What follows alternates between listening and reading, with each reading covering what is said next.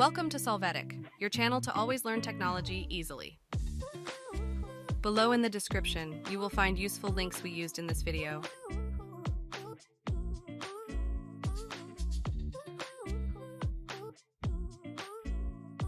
Today in Solvetic, we will see how to enable developer options in a Xiaomi Redmi Note 12 series. The first thing we will do is enter the settings. You can do this from the icon on the main screen. Then click on the About Phone option. Here inside, we will look for the MIUI version section and click several times on it until we see that the developer options are activated. Hey, remember to subscribe Solvetic channel.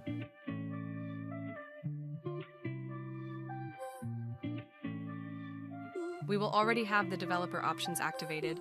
To be able to access them, now we will go to the settings and then to the additional settings.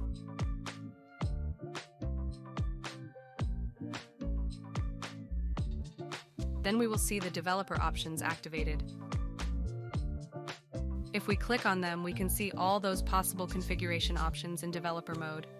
Keep in mind that these choices can have a significant impact on your phone. We hope it has been helpful for you.